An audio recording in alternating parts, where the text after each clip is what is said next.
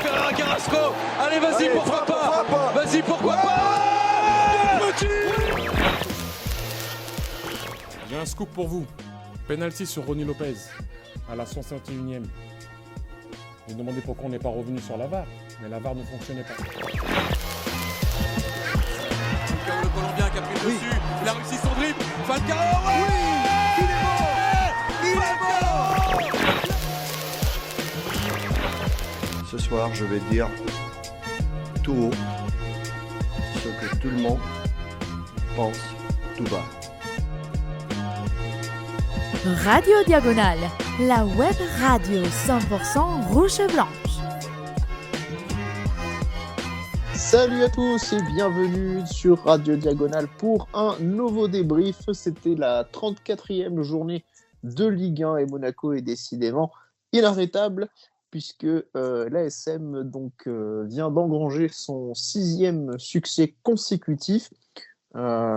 Cette fois-ci, c'était face à Saint-Étienne dans une rencontre avec moult péripéties et une belle victoire 4-1. Et on va parler de cette victoire donc avec Pierre. Salut Pierre.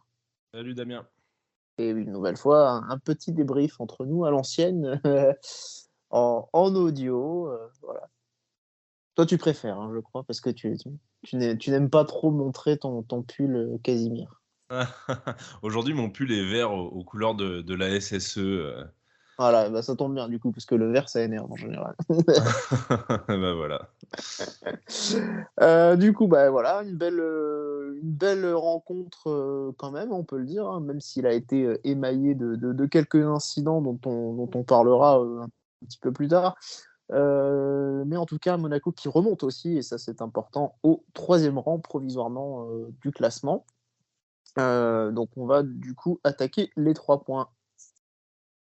Yes, et je vais y aller sur mes 3 points. Donc du coup, le premier, c'est qu'on évite le piège vert, justement.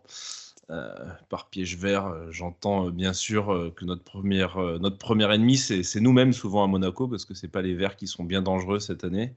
Mais on a souvent eu l'habitude de se planter contre des équipes qu'on estimait faciles. Bon, là c'est pas le cas, donc c'est une première bonne chose de faite. En plus, on gagne, ça c'est mon deuxième point, on gagne par un score plutôt large, ce qui fait du bien au niveau de la différence de but, et ça va peut-être jouer, parce que hormis Rennes, qui est très loin au niveau différence, je crois qu'ils sont à plus 30, on est un peu tous autour de 20, hein, il me semble. Ouais, Strasbourg était à plus 19, nous on était à plus 16 avant cette rencontre. Ouais, voilà. Puis je crois que même Marseille est un petit peu dans ces valeurs-là. Et justement, en parlant de Marseille, je viens à mon point 3, avec la série qui continue. Et alors maintenant, la 3e place, faut plus se cacher, hein, faut la jouer, quoi. De toute façon, là, pour l'instant, provisoirement, on y est, mais en attendant les résultats des autres. Et avec une belle série comme ça, pourquoi pas essayer d'aller titiller l'OM, qui est en forme aussi, mais bon, ils peuvent connaître des revers.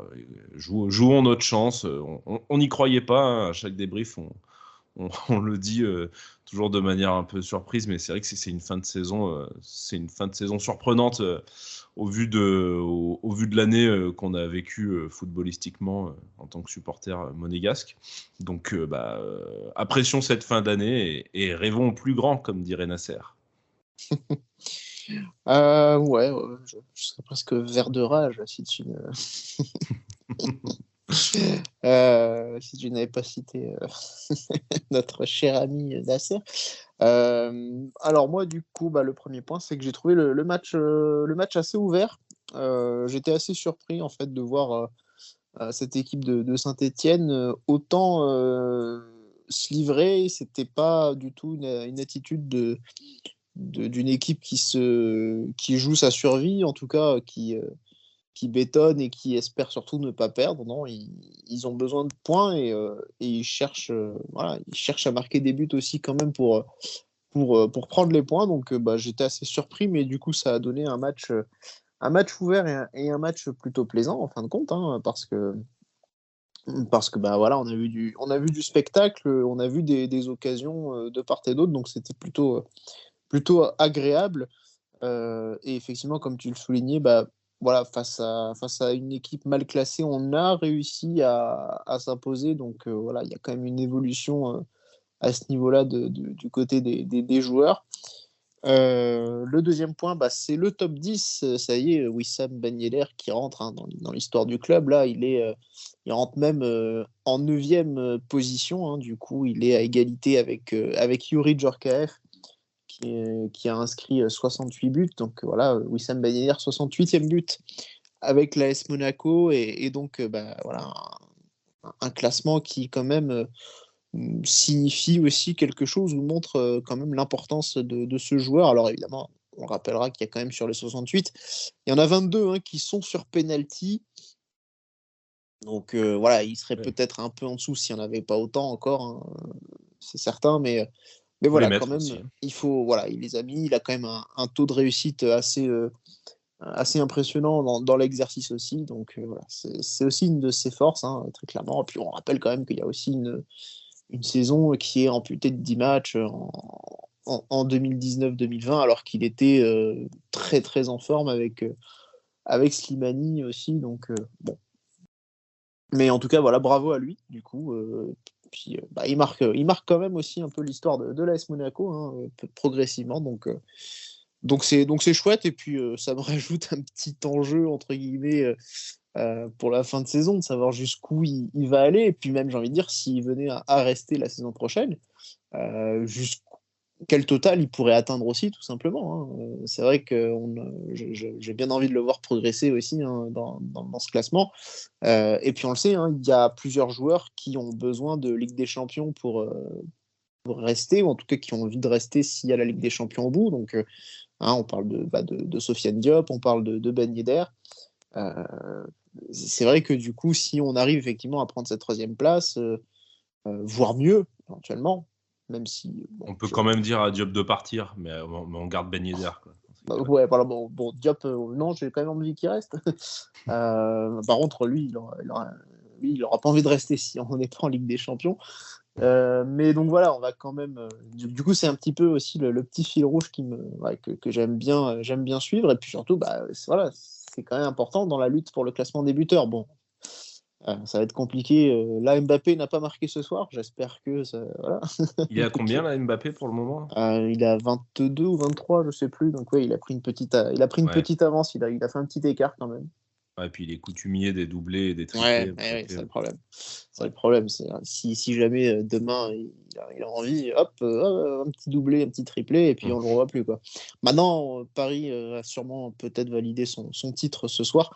Et peut-être que pour la suite, ils vont peut-être aussi relâcher, faire tourner, je ne sais pas exactement. Bon, peut-être qu'il aura un rendement un peu moins important, et qui sait, Wissam pourra peut-être en profiter, surtout que notre forme et notre dynamique est très bonne. Donc il y a tout pour en profiter en ce moment.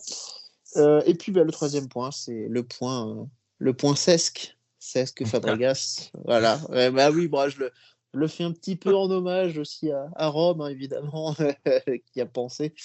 Mais oui, bon. Alors, a priori, il y a quand même 2 versions qui s'affrontent, entre guillemets. C'est que d'après un journaliste d'ActuFoot 06, finalement, ce serait plus une alerte qu'autre chose. Mais bon, toujours est-il que voilà, les images ont tourné sur les réseaux sociaux d'un joueur au sol, voilà, avec les médecins, les kinés qui l'entouraient. Et voilà, ce joueur, une nouvelle fois blessé, en tout cas touché. La blessure, on verra un peu plus tard ce qu'il en est très exactement, mais voilà, un joueur à nouveau touché, presque comme un symbole, une malédiction qui ne veut pas s'arrêter. Donc voilà, ça sent un petit peu la fin, tout ceci, pour le grand Cesc. Alors la fin de carrière, même, parce que la fin chez nous, je crois qu'il est en fin de contrat, de toute façon. Donc, oui, la fin chez nous, ça c'est une certitude, mais c'est vrai que ça sent quand même, ça commence tout ça. Parce qu'on le rappelle, il n'avait plus joué depuis, en tout cas en match officiel, il n'a plus joué depuis le mois de septembre. Ouais, c'est incroyable. En Europe, de toute façon, je ne sais pas quel recruteur aurait l'idée de le prendre. Il suffit de voir ce qu'il a fait chez nous, et je pense que ça vaccine un peu tout le monde. Ouais. Ah oui, Peut-être non, dans je les pense pays que, du Golfe ou aux États-Unis, tu vois. voilà, à mon avis, on est plus parti sur quelque chose comme ça, mais sachant S'il qu'il faut. continue, ouais. Oui, et puis sachant qu'il faudra quand même aussi le payer, hein, parce que certes, il pourra faire un effort, mais un effort pour jouer quand même, hein, pas pour rester à l'infirmerie tout le temps. Donc, Ah oui. voilà. Enfin, là-bas, 600K, je pense pas que ça leur fasse très peur, hein, ceci dit, hein, dans le golf. Oui, enfin, après, 600K, si le mec joue, ça va, mais 600K, si c'est pour que Ouais. le mec joue jamais, ça, c'est encore autre chose. Oui, c'est ça, Là, je ouais. suis pas sûr que Même ça si leur c'est plaise moins des exigeant. masses. Ouais, voilà. Mm. Donc, certain. donc voilà, le petit point 600K. Exactement. Bon, bah, du coup, revenons maintenant au match, hein, après mes 3 points qui ont décidément défié la roue du temps. La composition, on devait faire Pierre-Sang Aguilar qui était malade du Covid. Et ouais. Donc, à vérifier aussi, hein, cette petite composante, à vérifier, hein, parce que bon, il était, Il on était a en joué il y forme. a, ouais, on a joué il y a 3 jours, donc la maladie s'est déclarée en ce laps de temps, à voir s'il n'y a pas éventuellement d'autres répercussions sur les autres Ah, joueurs, hein, dans les jours à venir, hein, ça ouais, ça, ouais. faudra être bien attentif à ça. Donc voilà, surtout qu'en plus on aura 3 suspendus à Angers, hein, rappelons-le. Contre Donc Angers, ouais, tu veux dire c'est au Louis II. Hein. ouais, Ouais. oui, contre Angers bien sûr. Et du coup, voilà, on est quand même. Oui, je sais pas si Euh, Aguilar pourra jouer contre Angers. Alors, ça a changé de toute façon, hein, toutes ces règles avec le Covid. Donc, ouais, je sais pas pendant combien de temps il doit être isolé, honnêtement. bah, s'il est vacciné, je crois que ça doit être 5 jours ou un test au bout de 2 ou 5 jours. Enfin, ouais, Ouais, je sais ouais, pas ça a tellement exactement. changé que je sais plus trop, mais oui, Ouais, c'est ouais. Ouais, c'est enfin, quel- après, bon, je pense qu'on devrait maintenant, c'est bon, quoi. Même si les mecs sont. Enfin, si les mecs, tant qu'ils sont en état de jouer, évidemment. Parce qu'il y a des gens qui peuvent aussi l'avoir, ne Oui, pas oui. être en état de jouer, c'est aussi une autre chose, hein, Bah, ce qu'il y a, mais c'est que bon. tu t'entraînes pas quoi quand tu l'as, donc ouais, c'est ça qui doit Mm. un peu tout retarder quoi. C'est que si le mec est de nouveau négatif, mais qui s'est pas entraîné pendant une semaine, bon, pas sûr qu'il Ouais. t'apporte grand chose sur un terrain de foot le samedi suivant quoi. Mais bon, voilà, du coup, on a dû composer sans Aguilar. On a retrouvé Vanderson au poste de latéral droit et Gelson Martins qui était aligné en tant qu'ailier. Unique Alors, changement.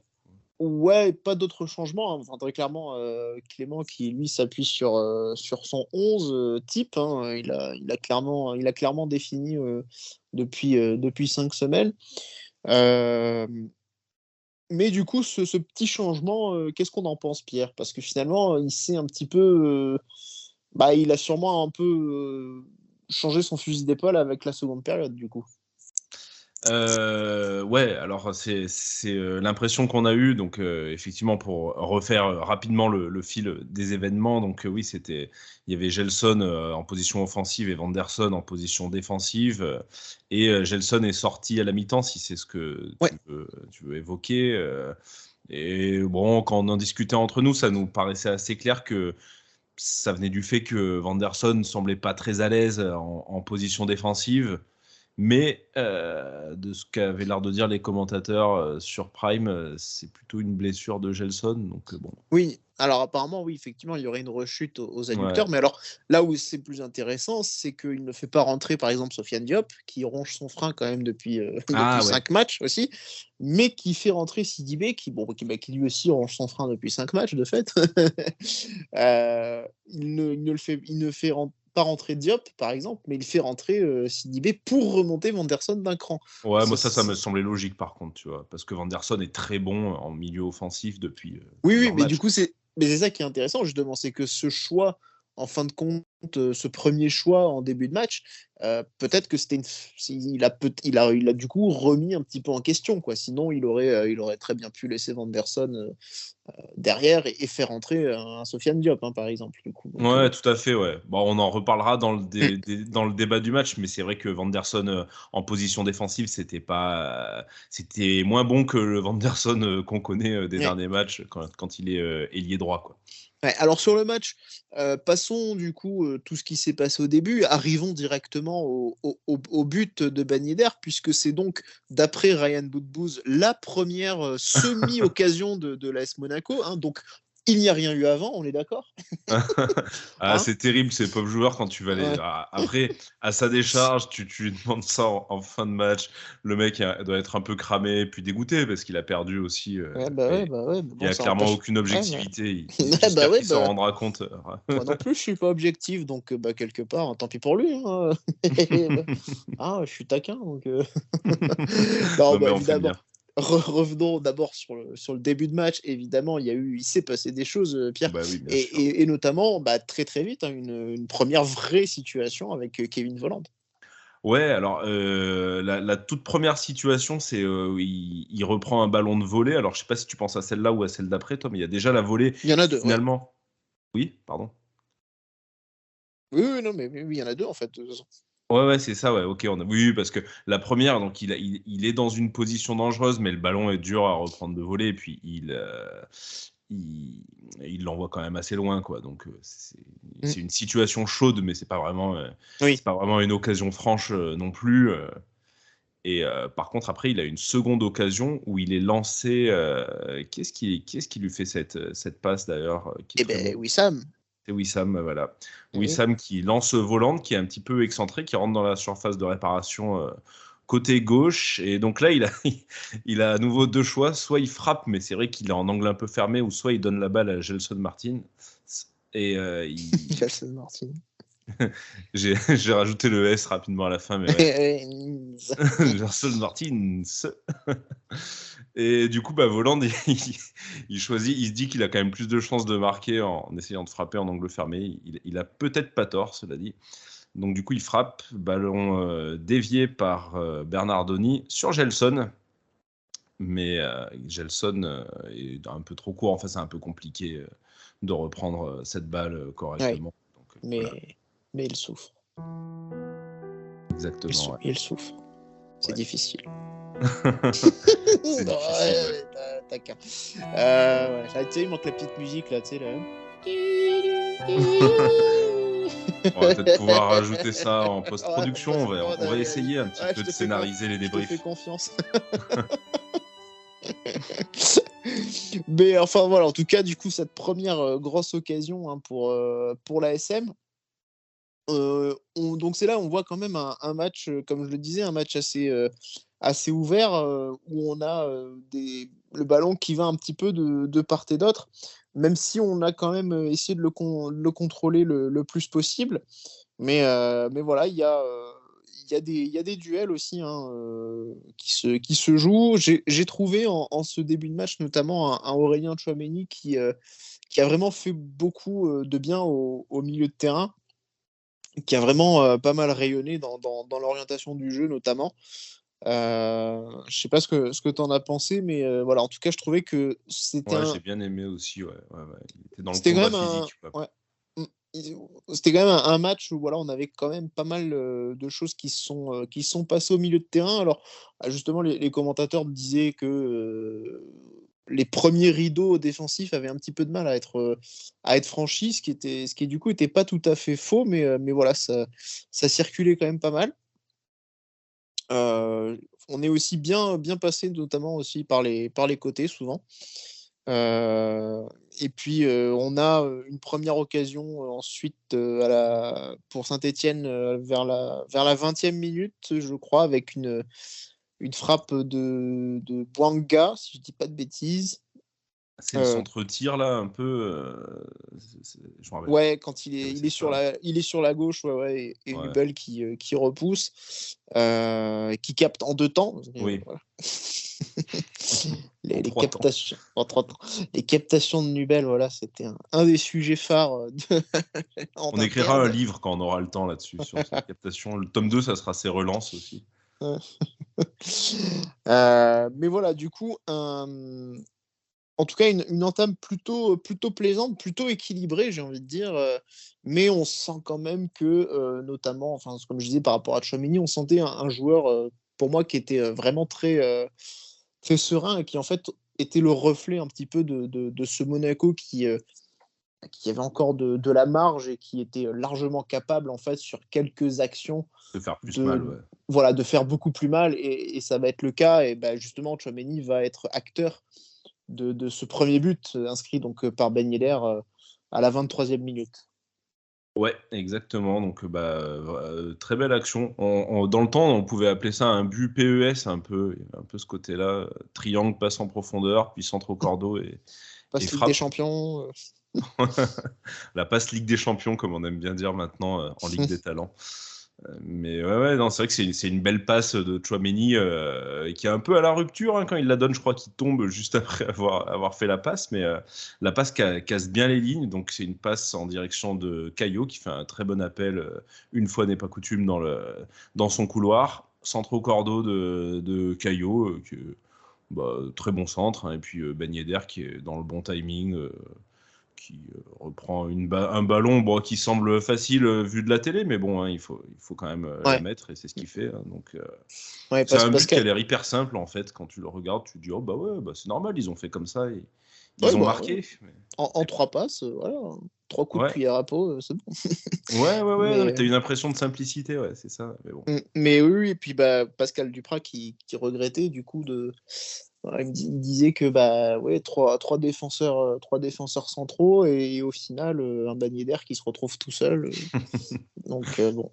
Il y a souvent eu ce débat chez les coachs quand tu mets 3 centraux, soi-disant ça les déresponsabilise. C'est un peu, c'est un argument qui s'entend, hein, mais bon, là ça a été le cas, un petit peu. Surtout, on va parler du deuxième but, mais c'est la même chose. Oui. Le deuxième but qui arrive dans la foulée avec un bon décalage de Fofana en premier lieu. Parfaite, ouais, absolument. Pour Gelson Martins et là aussi le service pour Volland. Alors une finition un peu plus heureuse parce que Bernardoni est aux fraises à ce moment-là. Volland qui en plus est un petit peu accroché. Alors est-ce qu'il y avait une faute sur lui? Je sais pas trop. Je pense qu'on s'est pas vraiment attardé sur ça aussi.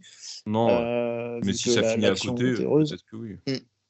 Mais du coup voilà, donc Volland qui marque de manière un petit peu, pas dire hasardeuse, mais voilà, là, c'est pas une frappe nette de sa part. Ouais, voilà, un peu moins de maîtrise sur le geste, mais du coup, tant mieux, ça finit au fond et on fait le break. Et là, c'est là où on a commencé, nous, à se livrer un petit peu à notre expertise habituelle, à savoir que c'était bien de marquer beaucoup de buts ce soir parce qu'il y avait de la place, de faire la manita. C'était quoi d'autre? C'était quoi la tienne déjà? Moi j'ai simplement dit il faut mettre le 3e pour être à l'abri. Oui, voilà, faut assurer. Voilà. C'était une bonne idée, cela dit. Il aurait fallu le faire. Puisque du coup, Monaco va concéder un but juste avant la mi-temps sur un corner, donc sur un penalty, pardon, pas un corner. Sur un penalty avec, j'ai plus en tête l'action stéphanoise. Je crois qu'il y a Kazri qui est dans cette action-là. C'est lui qui soutient, c'est lui qui se fait tacler d'ailleurs par Tchouaméni. Ouais, ça combine un peu dans notre surface, sur le côté gauche, et puis faute de Tchouaméni. Bon, moi j'étais de mauvaise foi, j'ai dit direct qu'il n'y avait pas penalty. Ouais, mais alors que non, mais tu n'as pas été le seul, alors qu'en fait il y a penalty. Et pour moi, il n'y a pas vraiment de discussion possible. Il y a faute, voilà. Oui, ce qu'il y a, c'est qu'il touche le ballon en premier, mais il arrache tout derrière, donc tu peux pas porter cette règle en disant si tu as le ballon en premier, tu peux faire ce que tu veux après. Donc,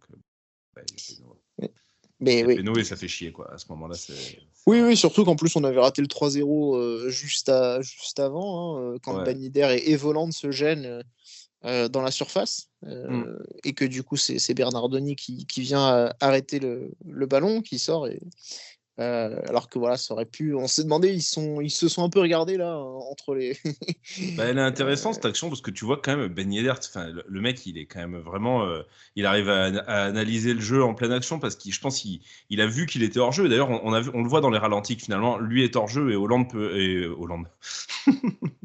et Volland peut. C'est l'élection là qui arrive, le deuxième tour, ça influe.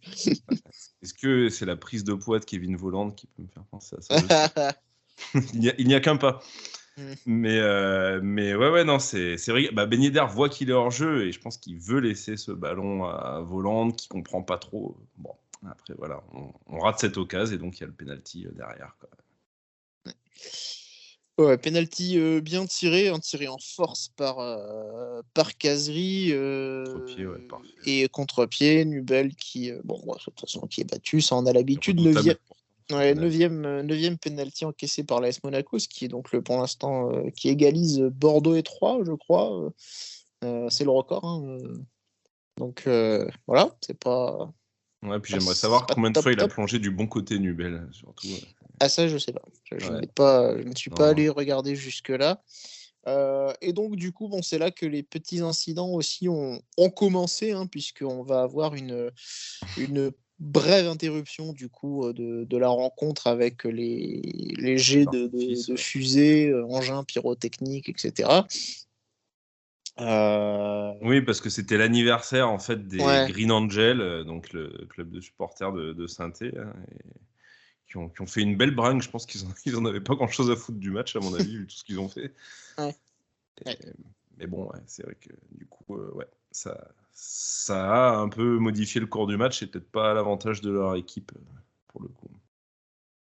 Ouais, bah en tout cas, c'est vrai qu'à 2-1, en tout cas, ça modifie aussi peut-être un petit peu la dynamique, parce que derrière, c'est vrai que voilà, Kazri marque, c'est la 42e, et c'est vrai Fair qu'ils timing. auraient pu, ils auraient pu effectivement pousser un petit peu derrière pour les 3 minutes avant la mi-temps. Ils auraient peut-être pu se mettre dans la bonne disposition psychologique aussi pour leur retour au vestiaire. Et peut-être que ça les a, c'est possible, hein, un petit peu coupés dans leur élan. En tout cas, du coup, le retour des vestiaires se fait avec Djibril Sidibé, du coup, donc, qui remplace Gelson Martins. On en a un petit peu parlé. Ouais, ouais. Et le retour donc un cran plus haut de Vanderson.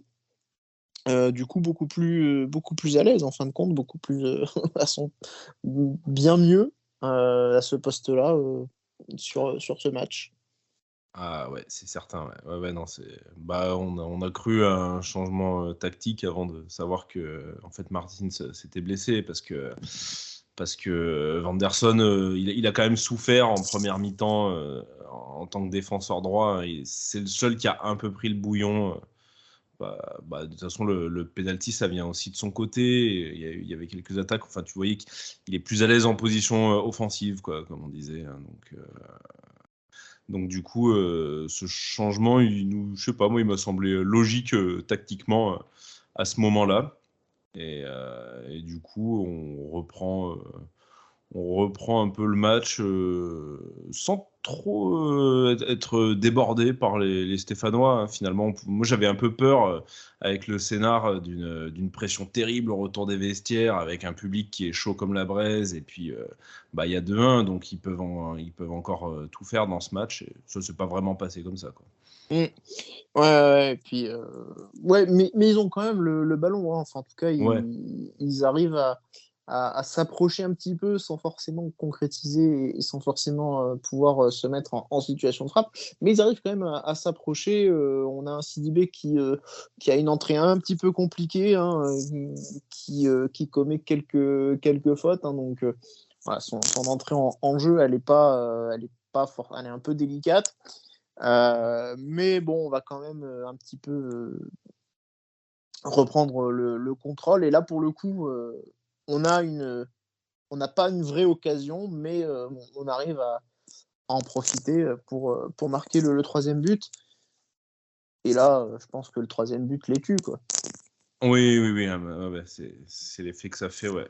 Troisième but, ouais, en plus, oui, troisième but étrange, enfin, dans comment tout se passe, et qui est une énorme bourde de leur défenseur au final. Donc c'est Jacobs qui attaque sur le côté gauche et qui fait un centre pour Volland, mais Volland qui est hors jeu. Mais en fait, qui est malin parce qu'il fait un peu mine d'aller jouer le ballon, mais il s'arrête avant, et donc le défenseur, lui, va vraiment jouer le ballon, va tacler ce ballon qui finit en pleine lucarne. Ouais. Et là encore, du coup, Duprat qui regrettait le manque de lucidité de Kolo Djejak, je ne sais pas comment le prononcer. Ouais. Déjà, c'est terrible à écrire. Hein, ouais. C'est lui qui se faisait siffler par les défenseurs. En plus. Ouais. Mais alors, il doit y avoir un truc qui s'est passé, je sais pas. Je sais pas. Un problème avec Avec l'orthographe, peut-être, justement. C'est une bonne raison de siffler les joueurs. Ouais, Oui, on a déclaré des guerres pour moins que ça, tu sais. Donc... non, mais c'est vrai que bon, c'est une tannée à écrire. J'essaie de faire des copier-coller à chaque fois pour éviter d'avoir à le réécrire. Ouais, c'est vrai que Duprat qui regrettait le manque de lucidité de son joueur, il me dit, parce que normalement... il n'a pas à le jouer ce ballon puisqu'il doit voir que Voland est en jeu et donc il a même pas à faire l'intervention. Donc, Ah bah ouais, c'est terrible. voilà. Bodmer qui disait il aurait dû prendre le pied opposé. Duprat était plus radical, non, mais il a même pas à jouer le ballon, donc voilà. Ouais, Au et puis moins, dans le scénario, il te tue le match quoi avec cette boulette quoi. Mais oui, non, mais très clairement. Et puis surtout, on va avoir encore de nouveaux incidents qui vont suivre quelques minutes après. On est à la 67e minute de jeu et donc là on va avoir de nouveau des fusées, des fumigènes et tout le tralala. Donc là on va avoir une interruption de match pendant 30 minutes. Ouais, ça a duré longtemps. Voilà, ça a permis de faire la petite pause pipi, la petite collation. On va pas c'était utile aussi. Hein. Ouais. Mais voilà, bon. Alors c'est vrai que j'ai eu un petit doute quand même sur le fait qu'ils n'interrompent pas quand je l'ai vu se précipiter là tout le monde là en salle de conférence. Oula, mais Ouais, le protocole il est très bizarre. Ils vont nous annoncer quoi là que le match reprend pas. C'était quand même. C'est un peu un sketch, ouais, avec tous les micros là. Je suis venu vous annoncer que le match reprend. Un truc complètement anodin. C'est ça. Ouais, c'est un grand Barnum pour on peut dire la montagne qui a accouché d'une petite souris pour le coup. Tu sais, avec le teasing où le préfet dit je vais laisser l'arbitre dire ce qui va se passer. En fait, allez, démerde-toi, concon. Mais ouais, non, c'est clair que ça faisait un petit peu voilà, de grands trucs, de grandes manœuvres pour pas grand-chose. En tout cas, la bonne nouvelle, c'est que ça a repris. C'est vrai qu'on pouvait s'en douter, évidemment, parce que là, il y avait une volonté nette de la part des deux équipes de reprendre. Il n'y avait pas non plus de joueurs qui avaient été visés touchés par ça. Il n'y avait pas non plus de la part des supporters, pour le coup, une volonté de nuire à l'intégrité physique d'un joueur. Oui, c'était bon enfant. C'était dangereux, mais c'était bon enfant. Ils n'avaient pas visé avec les fusées. Ils n'avaient pas visé un joueur, ils avaient visé en l'air. Ouais. Donc c'est vrai que s'il y avait eu un truc qui était retombé sur la gueule d'un joueur, ça aurait vraiment été pas de bol. Mais là, c'était vraiment, c'était pas le but, c'était pas une bouteille d'eau comme on a pu le voir ailleurs. Non, c'était pas du tout le même esprit. Après, c'est vrai que c'est toujours étonnant ce genre d'incident et de polémique parce que moi, ce qui me fait quand même marrer à chaque fois, c'est qu'on te dit c'est interdit, mais quand tu vois la tonne de fumée qu'ils ont craqué et puis de feux d'artifice, non mais. Ouais. Mais comment les mecs arrivent à rentrer tout ça dans le stade, tu vois, sans se faire choper à un moment donné va falloir arrêter l'hypocrisie, quoi. Soit d'un côté, soit d'un autre, soit tu autorises et tu encadres, ou avec du matos moins dangereux, ou soit tu interdis vraiment, mais de faire les trucs à moitié, je trouve ça n'a aucun intérêt. Puis avec ce simulacre de réunion de crise, où les mecs sont allés s'enfermer dans un bureau pendant une demi-heure pour dire qu'en fait, ils allaient rien faire. Apparemment, il y a un protocole quand même très strict, mais bon. Parce que c'était réfléchir à l'évacuation possible en cas de non-reprise du match. Enfin, c'était un petit peu pour toutes ces choses-là qui entrent ensuite en considération. Bien sûr. En termes de sécurité des publics aussi. Donc, c'est une question effectivement qu'on peut imaginer un petit peu complexe. Mais bon, en tout cas, on pouvait se douter que cette rencontre allait reprendre, et tant mieux, parce que finalement, on a pu faire la différence derrière à nouveau, quoi. Ça a été à notre avantage, parce que pareil, encore ce genre d'interruption, tu sais pas, tu t'arrêtes une demi-heure, encore, même si tu mènes 3-1, vu le niveau de synthé du jour, et puis le nôtre, il y avait quand même peu de chance, mais bon... On sait jamais, c'est bien de faire un match comme c'est prévu à la base, quoi, c'est-à-dire 45 minutes d'affilée, quoi. Dès qu'il y a des coupures, ça peut être plus compliqué, mais bon, ça s'est plutôt bien passé pour nous, vu que quand on a repris, c'est passé quoi, à peu près 10 minutes, c'est ça, avant qu'on marque ? Oui, on a marqué à la 77e, donc on a repris très exactement. Le chronomètre avait été mis à 65 minutes et 40 secondes. Hein. Ah oui, il l'a dit. Ouais. Ah, il a dit, c'était précis. Donc ça a même repris par un coup franc sur la ligne de touche. Ouais, exactement. Mais oui, on a dû du coup une dizaine de minutes avant le 4e but. Et là, c'est l'entrant Myron Boadou, et donc le Boadou time. Ouais. Très belle action aussi, hein, quand même, avec Oui. Du coup Vanderson, et en plus choix tactique payant, Vanderson qui fait une récupération haute avec beaucoup d'agressivité et qui bonifie cette récupération en donnant rapidement ce ballon, je crois, à Voland. Hein, c'est directement, ça transite direct entre les deux. Et Voland qui nous gratifie d'une passe golovinesque pour Ismail Jacobs. Et ensuite, la tradition du jour, un petit centre au cordeau. Ouais, ça fait 2 passes décisives pour Jacobs, du coup. Exactement, j'avais livré mon expertise en disant qu'il ne marquerait pas. Il n'en était pas loin.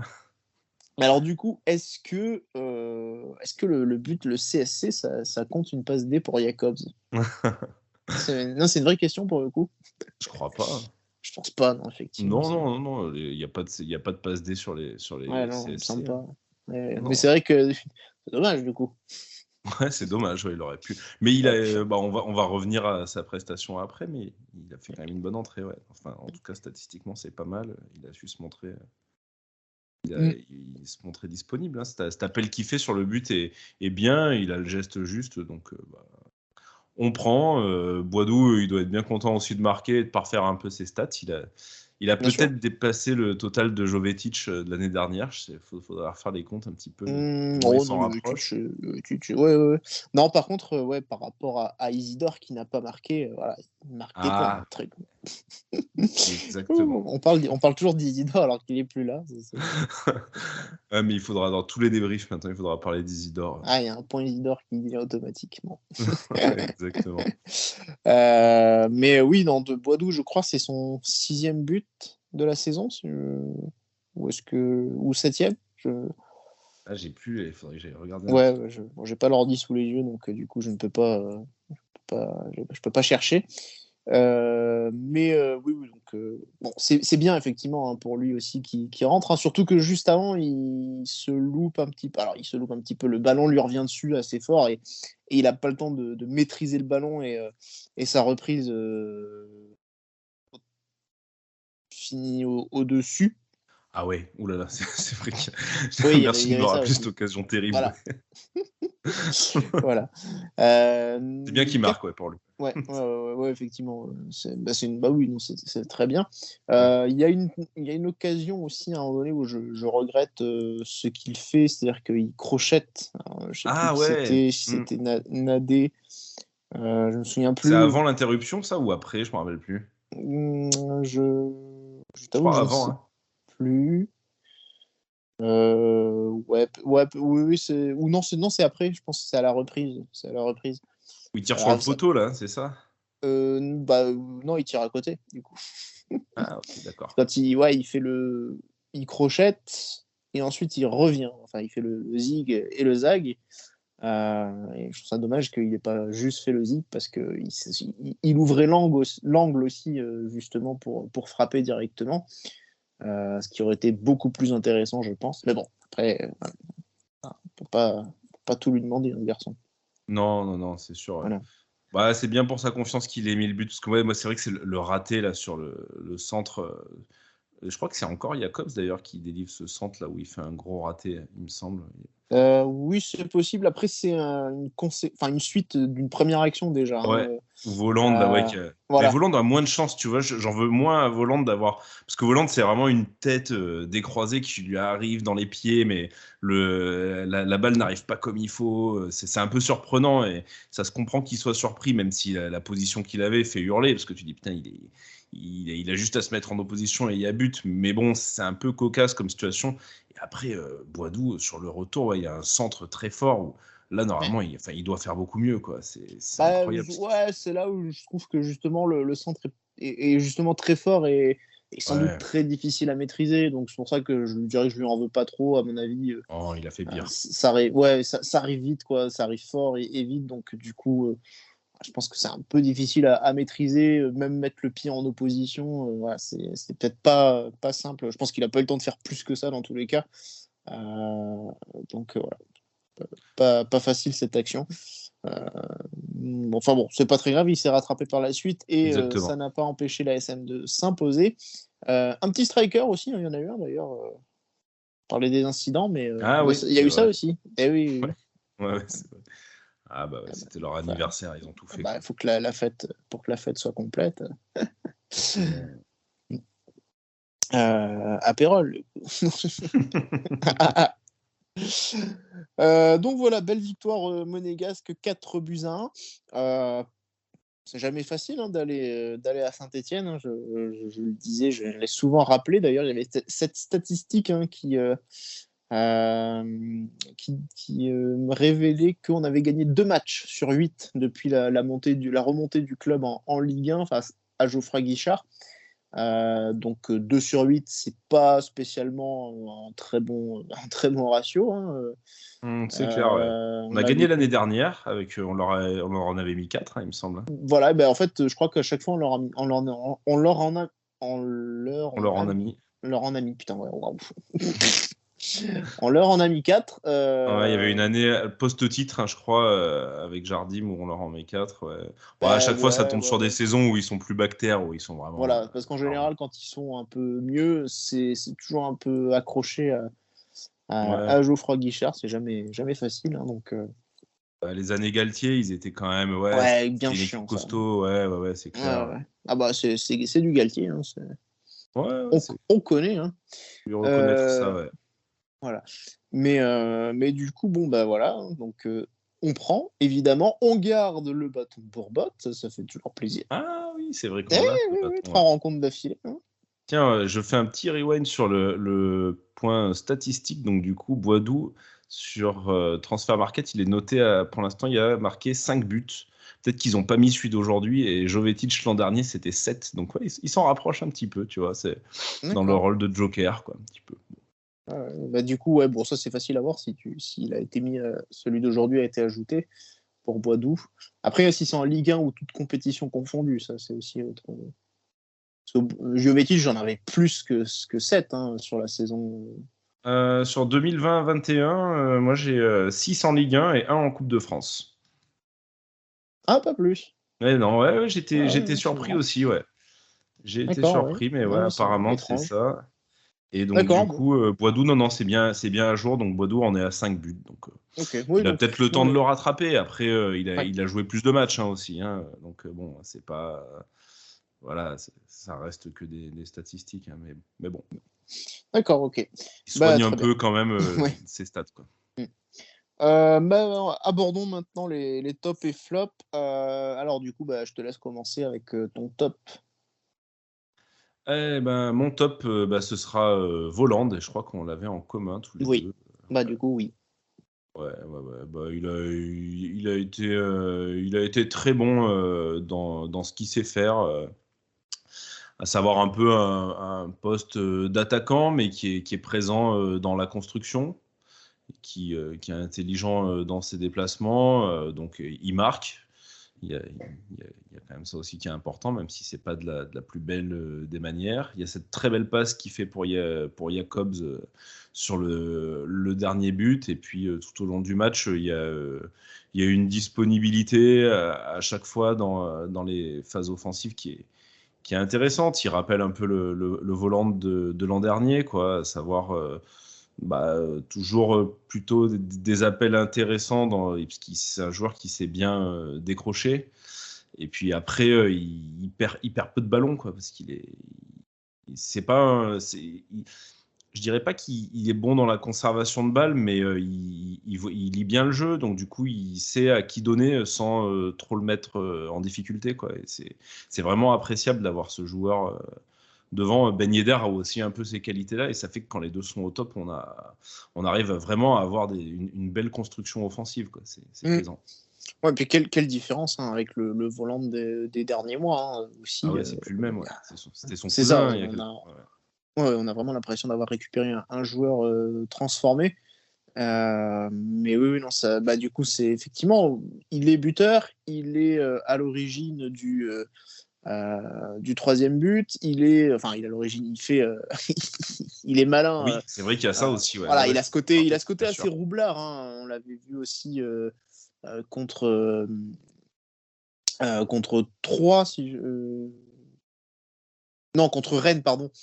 Contre Rennes, sur le but qu'il offre à Ben Yedder, où il se joue de la défense centrale.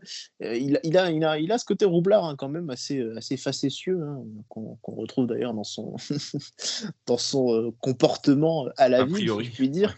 Ouais. Voilà. Donc c'est un malin. Il joue bien le coup. Enfin, il joue bien le coup. Je ne sais même pas s'il le joue vraiment consciemment, mais du coup, voilà, il fait quand même l'appel sur le troisième but qui conduit à l'erreur de Colo. Je vais l'appeler Colo, ça va être plus rapide. Ouais, non, bah. J'ai pas C'est envie clair de- que le colo, c'est un lapin de 6 semaines hein, pour Voland là-dessus. Ouais. Donc, et ensuite, sur le quatrième but, il fait une superbe passe pour Jacobs. Donc, bon, on a vu un joueur vraiment transformé. Je suis sûr que Voland sera cette fois enfin dans l'équipe type, je l'espère. Voilà, petite. Bon, c'est pas forcément toujours très important ou très significatif, mais je trouvais qu'il le méritait. Enfin, en tout cas, Ouais, ça fait plus plusieurs qu'un matchs qui méritent. plus qu'un Tchouaméni qui était. Alors après, peut-être que. Enfin, faut voir aussi les performances des autres attaquants du championnat, évidemment.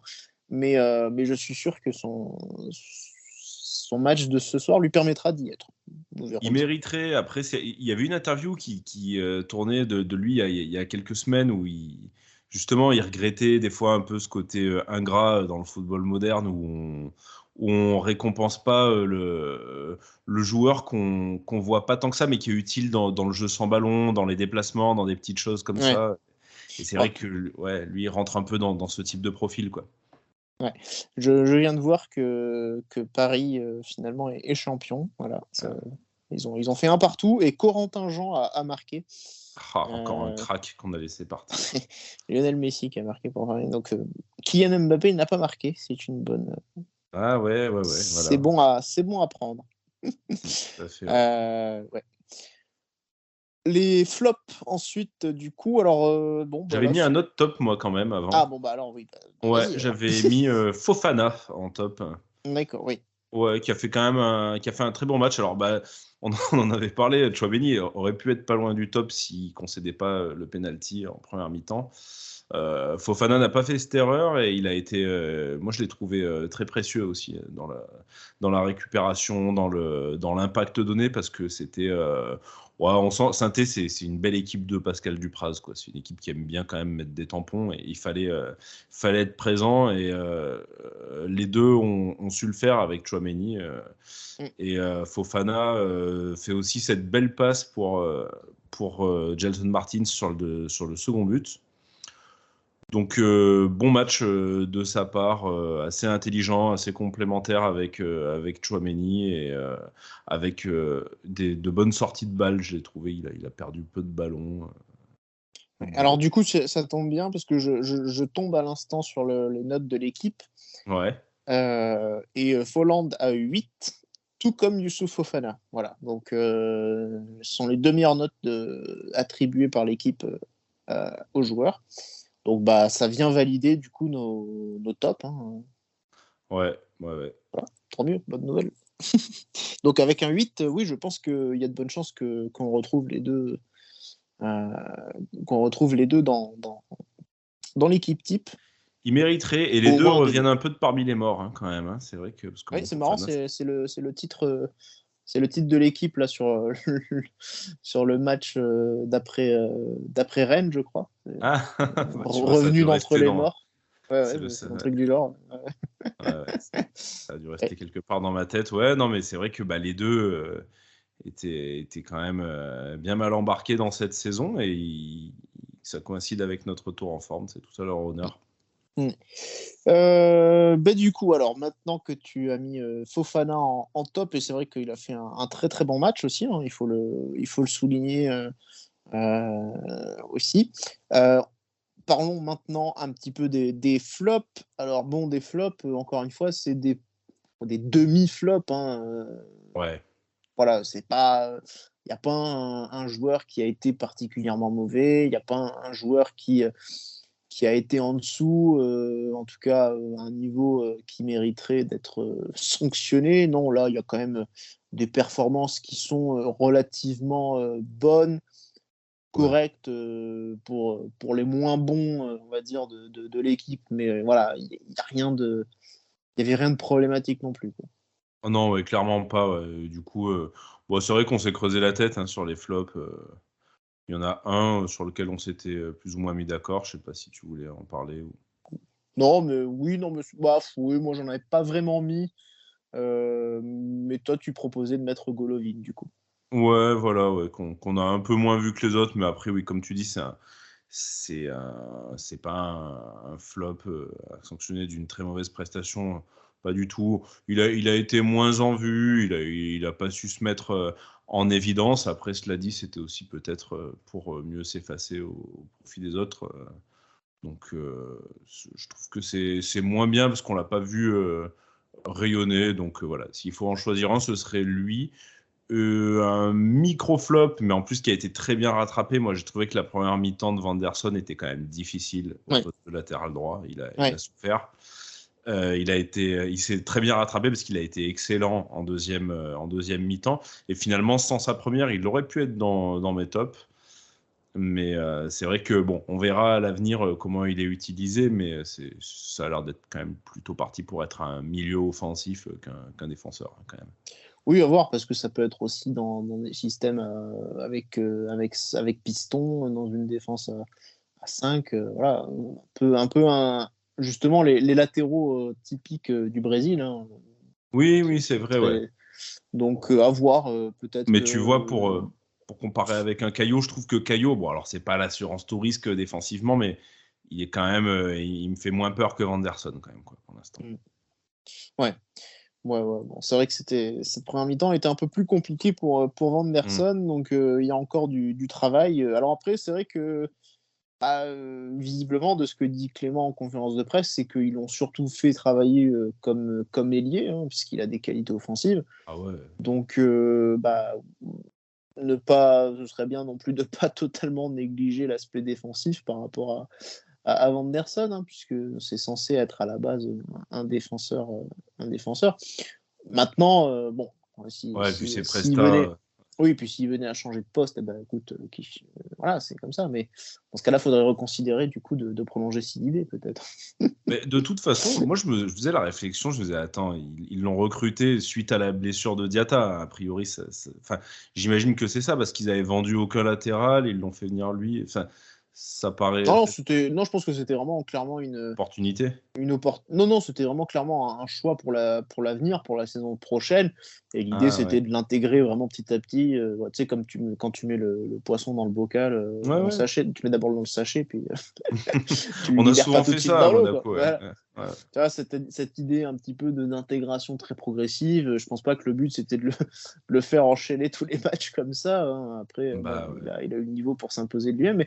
Mais non, je pense que c'était pas vraiment prévu pour. Mais c'est vrai que l'occasion s'est présentée avec la blessure de Diatta fin novembre. Je pense que c'est l'occasion qui a fait le larron, hein, comme on dit. Et vu que ça a bien marché, on a persévéré dans cette voie avec lui. Ça a apporté une autre solution aussi, différente. Maintenant, c'est vrai que la question peut se poser lorsque Diatta reviendra. Donc là, ce sera la saison prochaine. Mais effectivement, est-ce que... t'en auras 3, quoi. Diatta, Gelson et lui. Ouais. Ce sera peut-être partir, peut-être. Ouais. Ce sera peut-être le bon moment pour dire au revoir à Gelson. Ouais, enfin, moi, un joueur que tu as payé à ce prix-là, comment tu vas l'exfiltrer, quoi, sans trop y perdre Il nous a tellement apporté, je pense que la moindre des choses, c'est de lui faire ce cadeau. faut monter une jolie vidéo YouTube. Il y a moyen de trouver quelques trucs un peu fous qu'il a fait, de le faire passer pour un bon joueur. Ouais, non, mais bon, c'est vrai qu'on verra, c'est la saison prochaine, hein, c'est pas encore le présent. Exactement. Donc nous verrons bien tout cela. Tu parlais donc de Vanderson, on n'a pas fait du coup dans l'ordre, donc on va recommencer un petit peu, en revenant un petit peu en arrière avec, c'est pas très grave, hein, avec Alexander Nubel. Notre portier venu d'Outre-Rhin. Oui, tout à fait. Tout à fait. Bah, je sais pas, t'en as pensé quoi, toi? Bah, le jeu au pied, hein, petite frayeur encore en première période. Ouais. Bon, les pénaltys, je lui demande même pas de les arrêter. Je sais que c'est pas de perdu. Bon, après, ouais, c'est correct, il n'y a rien de... Ouais, oui, voilà, correct. Ouais, c'est moyen, mais bon, le jeu au pied est quand même vraiment pas rassurant. Je sais pas. Faudra qu'il bosse ou alors faudra changer, quoi, à un moment donné. Ouais, disons que là, il nous fait plus au moins là où il a progressé, c'est que moi, il nous fait plus les boulettes comme en début de saison. En tout cas, pas les erreurs de main, quoi. Ça, les relances un peu ratées, bon, ça peut arriver évidemment. Mais bon, en tout cas, il nous épargne au moins les fautes de main. Ça, c'est déjà évidemment la première chose. Maintenant, oui, bon, bah, j'ai trouvé certains ballons relâchés qui parfois auraient pu. Ouais, le centre là, où il fait un peu comme notamment contre nous. Ouais. Voilà. Là, heureusement que le ballon est parti d'une part beaucoup moins loin et surtout qu'il n'y avait pas de joueurs stéphanois dans la zone qui traînaient, qui rôdaient pour le reprendre. Donc, mais effectivement, sur ce type d'occasion, c'est vrai que c'est le genre de choses qu'on n'aime pas trop voir. Non. Donc voilà. La défense centrale avec Axel Disasi et Benoît Badiachil. Solide, hein, encore, hein, tous les deux. Ouais. Ah, non, je suis d'accord. Ouais, bon match des deux. Je trouve que ils n'ont pas été trop inquiétés, hein, non plus. Non, c'est clair, ouais. Mais voilà, ils ont quand même vraiment maîtrisé. Ils se sont imposés. Il y a de bons jaillissements. Je pense notamment à Disasi qui parfois a même pu se projeter. Donc non, il y avait vraiment beaucoup de tranquillité qui se dégageait de la charnière, j'ai trouvé. Alors après, bon, ce n'était que Saint-Étienne entre guillemets. Oui, mais ils nous ont habitués à se trouer contre des équipes faibles. Mais oui, donc il y avait quand même une vraie sérénité qui était assez intéressante en tout cas. Ouais, c'est une paire qui gagne en confiance, hein, quand même. Ouais. Finalement, je suis en train de me dire, même eux aussi, on est sur une mini-série dans la série parce que, je sais pas si on a eu souvent autant de matchs sans boulette d'un des deux, tu sais. Ça fait longtemps, je sais pas, à moins que j'en ai oublié une qui est récente, mais ça date quand même, j'ai l'impression, la dernière boulette de Badiachil ou Disasi, qui étaient quand même tous les deux assez coutumiers du fait. Disasi, alors oui, c'était pas des. Je pense c'est contre 3 ou Rennes, où il y a quelques situations. Rennes, c'est plutôt Fofana, ouais, ça bêtise. Ouais, non, mais c'est plus, on n'est pas loin de la passe Disasi, mais ça nous a pas coûté de but forcément. Mais oui, non, c'est vrai que bon, ils sont pas. Ils ont moins ces sauts de concentration qu'ils avaient tous les deux. Ouais, j'ai l'impression que Badiachil a enfin un petit peu progressé là. En tout cas, qu'il a repris un peu la progression qu'il avait eue l'an dernier aussi en deuxième partie de saison. C'était d'ailleurs une des raisons pour lesquelles je l'avais mis en progression, en meilleure progression cette année, parce que je m'attendais à le voir justement continuer sur sa lancée de la saison dernière, et je trouvais que jusqu'à présent il avait beaucoup stagné en fin de compte. Bon, il y avait aussi évidemment des absences, hein, pour lui, notamment 6 semaines à l'hiver en 2022 où il a été effectivement écarté des terrains un peu longuement. Mais là, c'est vrai qu'il revient bien, il confirme bien, donc bon, bah, tant mieux, il reprend la progression, je trouve qu'il avait un petit peu eu en 2021. Donc ouais, non, je suis positif pour lui. Ouais, non, c'est clair, c'est encourageant. Ouais. Caio Henrique sur le côté gauche de la défense. Moi, je l'ai trouvé très bon. Très bon, carrément. Ouais, je l'ai trouvé très bon. Bon, après, on Très a déjà bon, fait mais nos pas tops. top. On a déjà fait nos tops, donc voilà. Mais c'est lui qui délivre la première passe décisive. Je trouve que ses appels sont quand même sont toujours bons et puis écartent bien la défense. Enfin, je trouve que c'est un joueur très utile offensivement. Après, forcément, dans un match comme ça, on n'a pas trop subi et on a plus subi finalement du côté de Vanderson que du sien. Alors, je ne sais pas si c'est dû au talent offensif stéphanois ou alors au talent de nos défenseurs, mais bon, sur un match comme ça, du coup, j'ai pas grand-chose à lui reprocher. Et vu qu'il a fait des gestes décisifs, c'est dur de dire qu'il a été autre chose que bon. Oui. Non, il y a cette passe décisive, la 11e pour lui cette saison. Il est le meilleur passeur pour l'instant. Du championnat? Non, du club. Ah ouais. Ah, non. Alors ça c'est Mbappé, je crois, le championnat. Ça donne quoi, ouais. Je vois pas trop, j'ai du mal sur les passes D à me dire combien de passes a fait le meilleur passeur du championnat. Je sais pas trop. Genre une vingtaine, quoi, c'est autour de ça. Non, beaucoup moins. Ouais, donc 11 passes, c'est quand même, t'es sur un... Après, oui, mais je crois que les 11, c'est sur la saison pour lui. C'est sur toute la compétition. Ah, ok, sur toutes les Je crois, Ah, d'accord. si je dis pas de bêtises. Ouais. Peut-être sur la Ligue 1, il me semble qu'il doit être à 5 ou 6 peut-être. D'accord, ok. Ouais, je crois. Faudrait revérifier, je t'avoue, j'ai pas... Mais il me semble que c'est un truc du genre. Non, lui non, aussi, il connaît une deuxième saison quand même un peu plus compliquée que la première qu'il a fait chez nous, mais je trouve qu'il revient bien là en ce moment. Il est quand même bon sur les derniers matchs. Ouais. Sur les derniers matchs, bon, j'avais un peu plus de réserve pour le coup, par contre. Bon, à Rennes, c'était pas fou, mais le dernier, ouais. Ah oui, pardon.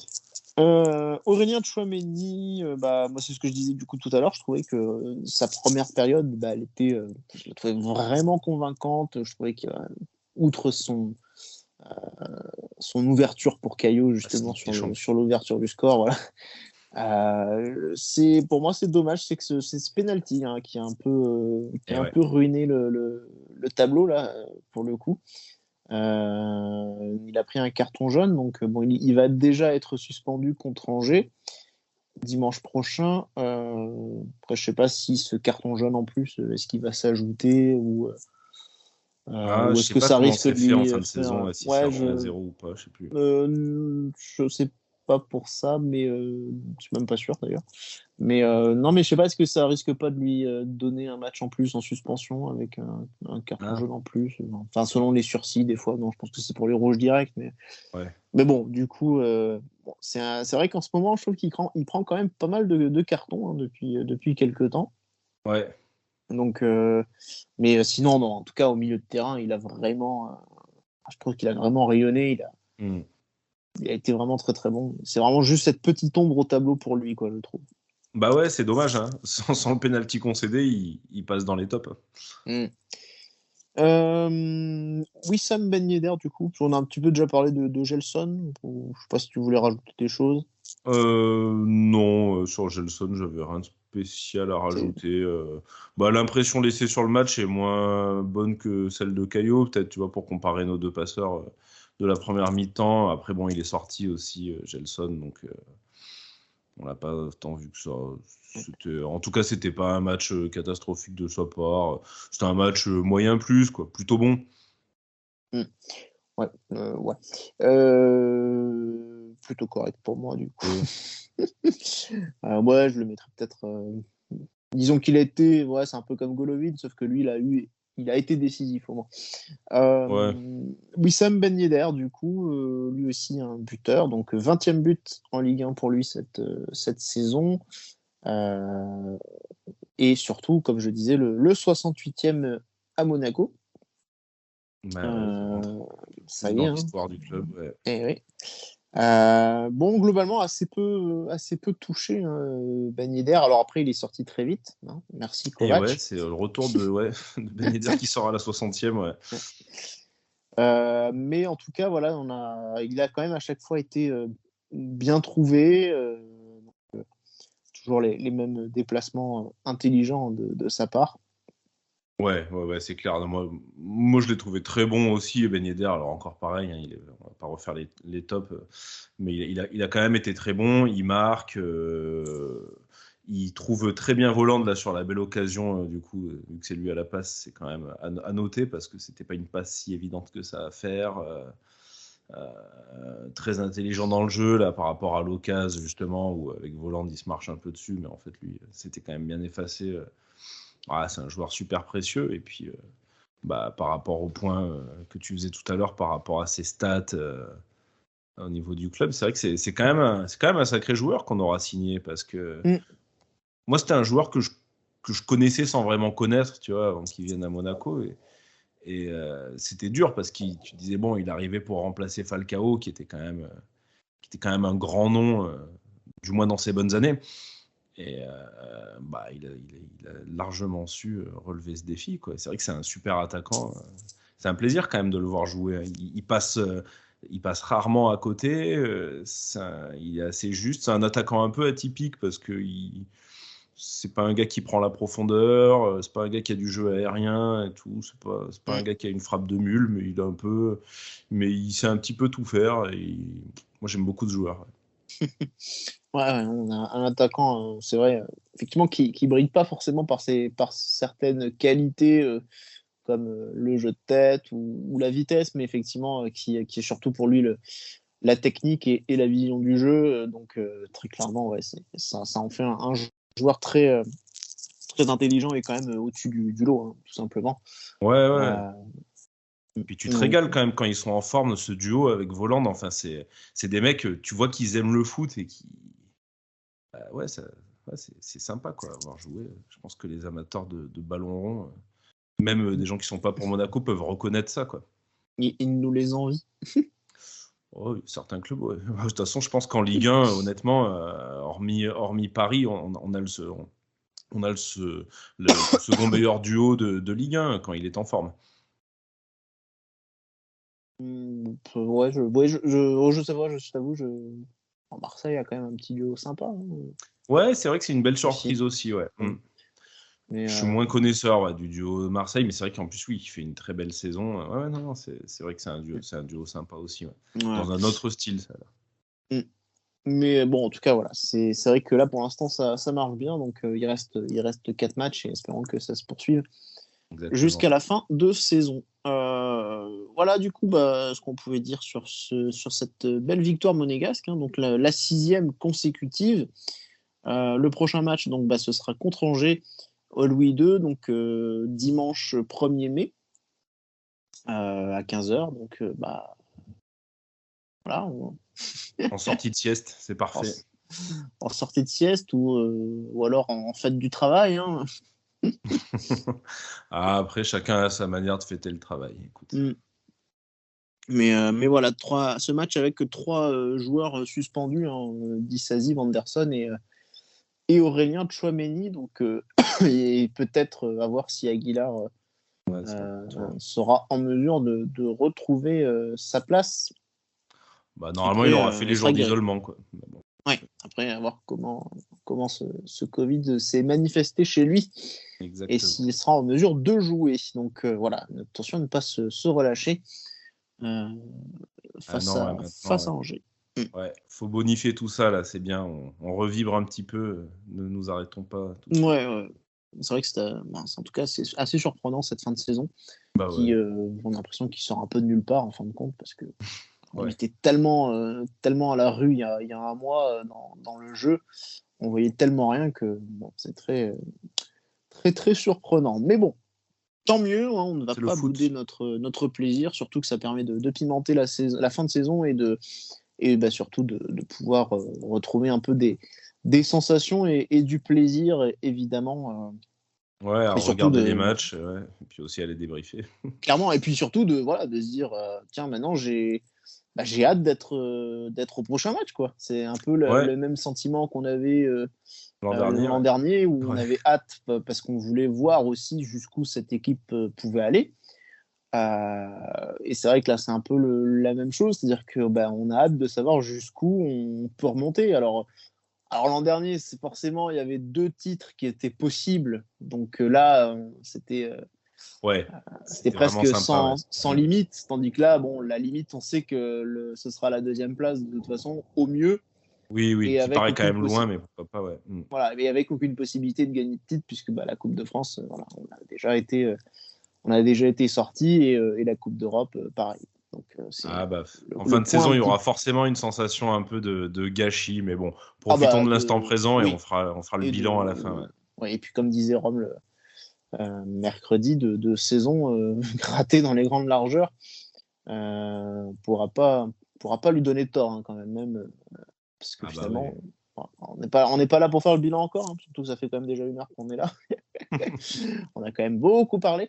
Mais c'est vrai que bon, il y a quand même un gros sentiment de gâchis, de déception, parce que bon, je pense que finir sur le podium, c'était clairement le minimum de nos objectifs, et on l'aura péniblement atteint, si jamais on l'atteint, évidemment. Oui, c'est pas encore fait. Voilà, non, c'est bien sûr, ça ne l'est pas, et c'est vrai. Mais si jamais on l'atteint, en tout cas, ce sera vraiment juste le minimum syndical pour moi.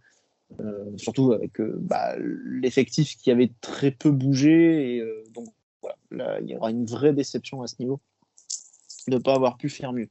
Mais bon, espérons quand même arriver à finir sur le podium, pourquoi pas mieux, retrouver la Ligue des Champions, ou sinon la Ligue Europa, mais en tout cas voilà, la Coupe d'Europe d'une manière générale, parce que voilà, j'ai pas du tout envie de faire l'année prochaine une saison avec un match par semaine. Ça, c'est un peu chiant.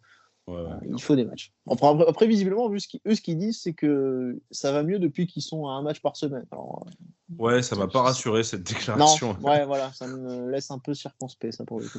Ouais, c'est clair. Je me dis, d'accord, bon, on va peut-être aller voir trouver d'autres joueurs, du coup, qui, eux, sauront un peu plus aborder ces échéances-là, ces semaines, avec des matchs tous les 3 jours.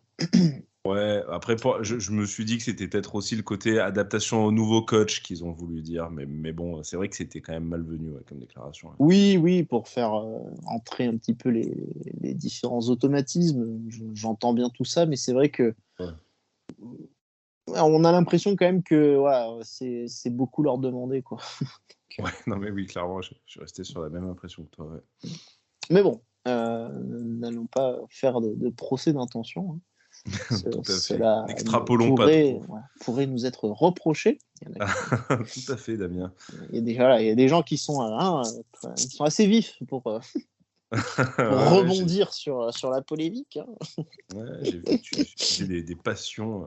Non, oui. Bon, enfin voilà, du coup, merci Pierre. Hein. C'est vrai que voilà, on pourrait même demander à Rome de nous rejoindre depuis. Ah bah oui, c'est vrai qu'avec l'heure qu'il tourne, ouais, tout à fait, ouais, il pourrait. Bon bah Rome, voilà. Et du coup, c'est l'occasion pour nous d'arrêter cette émission, de vous donner rendez-vous bien sûr lundi pour un mur des légendes consacré à Umberto Barberis, donc le 40e mur des légendes. Et puis bien sûr ensuite, ce sera Monaco-Angers dimanche prochain. Un peu déçu pour le mur des légendes que ce soit pas celui de Cesc Fabregas, moi, de mon côté. Ah ouais, mais là c'est pas possible, hein. C'est pas possible, hein. Non. On fera, on a déjà fait un petit truc pour Fabregas du coup avec notre émission Flop 10 voilà. Des recrues hivernales, donc voilà, je pense que non, Fabregas, je crois qu'il va pas prétendre à grand chose une fois son passage terminé à l'AS Monaco. Oh que non. On est bien d'accord. Non. Eh ben voilà. En tout cas, merci à tous de nous avoir suivis. Merci Pierre. Et puis, portez-vous bien. Salut à tous et Dagemunego. Ciao. Et bisous.